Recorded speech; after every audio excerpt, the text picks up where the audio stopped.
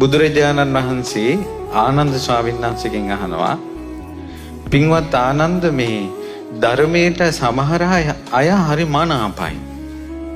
කන් යොමු කරනවා.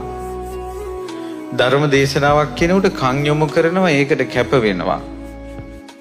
සමහර අයට මේ බණ රුස්සන්නේ නැහැ. ධර්ම දේශනාව රුස්සන්නේ නැහැ. පින්වත් ආනන්ද, කුමක්ද සිතෙන්නේ? මේකට හේතුව මොකක්ද?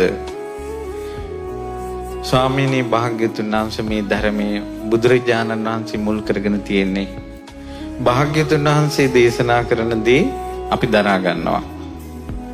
එහෙනම් ආනන්ද අහන්න. ආනන්ද, එක ගමකින් උපමාවකින් ආනන්ද මම මේක කියලා දෙන්නම්. එක ගමකින් ඈත ගමකට මිනිස්සෙක් යනවා.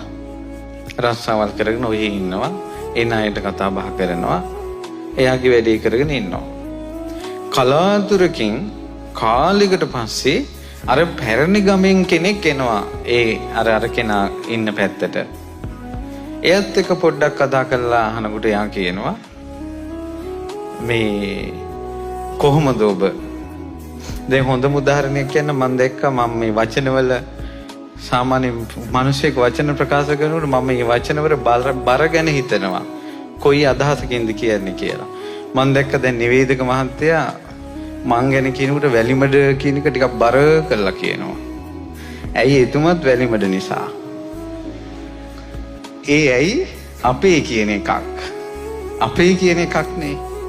බුදුරජාණන් වහන්සේ වදාලා, අර පුරාණ ගමකට ගියාට පස්සේ ඒ ගමේදී අර කලින් හිටපු ගමේ කෙනෙක් මොන ගැහුනොත් ඒ දෙන්නගේ කතාව හොඳ යසාගේට යනවා. දෙන්න අතර හොඳට කතාව යනවා. ඒකට හේතුව මොකද්ද? ඒ දෙන්න කලින් එක ගමක හිටපු නිසා. ආන් ඒ වගේ තමයි පින්වත් ආනන්ද, යම්කිසි කෙනෙක් ධර්මයට සවන් දෙන්නේ, ධර්මයට පහදින්නේ, බොහෝ දුර ඉඳලා ධර්මය අහන්න එන්නේ, ඔව්හු සසරේ ධර්මයේ අසා ඇති නිසා. ඒ නිසා සතුටු වෙන්න. ඔබ අද මේ ධර්මය අහන්න පැමිණීම සසරේ පුරුද්දක්. මේ පුරුද්ද තුනුරුවන් සරණින් ආර්ය උපවාදයකට ලක් වෙන්නේ නැතුව, කල්පයක් නිරේ වැටෙන පාප කර්මයකට ලක් වෙන්නේ නැතුව, තුනුරුවන් සරණින් බේරිලා හිටියොත්, ඉන්ද්‍රිය ධර්මයන් මෝරා ගිහිල්ලා නම් දෙවියන් අතරදී හෝ ධර්මය අවබෝධ කරાવી.